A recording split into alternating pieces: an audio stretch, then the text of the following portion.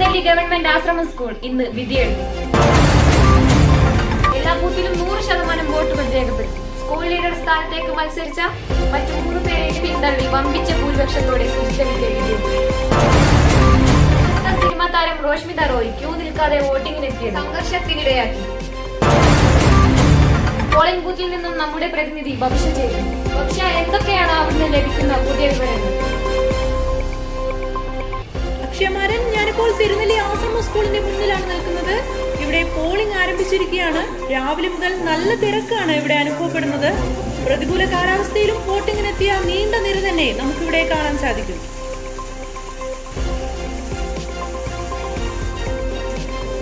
വോട്ടിങ്ങിനെത്തിയവർക്ക് എന്തെങ്കിലും ശാരീരിക ബുദ്ധിമുട്ടുകൾ നേരിട്ടാൽ അടിയന്തര സഹായം നൽകുന്നതിനായി ഹെൽത്ത് ഡിപ്പാർട്ട്മെന്റും ക്രമസമാധാന പാലനത്തിന് പോലീസും ഇവിടെ സജ്ജമാണ്.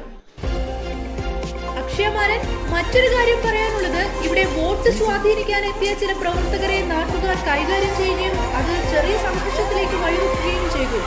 ആ ദൃശ്യങ്ങളാണ് നിങ്ങളിപ്പോൾ കണ്ടുകൊണ്ടിരിക്കുന്നത്. രോഗബാധിതരായവരെയും പ്രായമായവരെയും രാഷ്ട്രീയ പ്രവർത്തകർ തന്നെ എടുത്തുകൊണ്ടുവരുന്ന കാഴ്ചയും ഇവിടെ കാണാനാവും.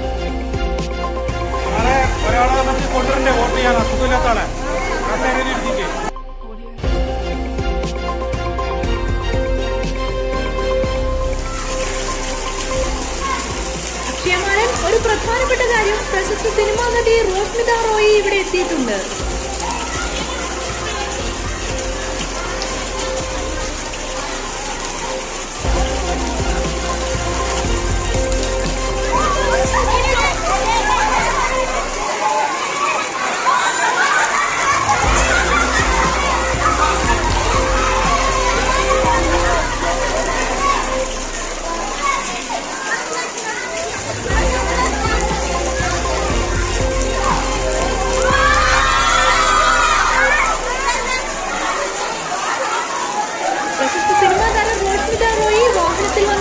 ക്യൂവിൽ നിൽക്കുന്ന മറ്റു വോട്ടേഴ്സിനെ അവഗണിച്ചുകൊണ്ട് നേരിട്ട് പോളിംഗ് ബൂത്തിലേക്ക് കയറാൻ ശ്രമിച്ചത് വൻതോതിൽ സംഘർഷത്തിനിടയാക്കി.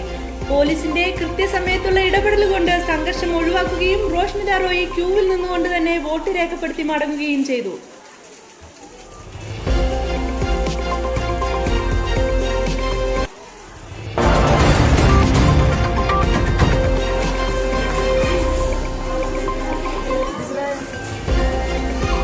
വോട്ടിംഗ് ബൂത്തിൽ ഒരു ബോംബ് വീണിരിക്കുകയാണ്.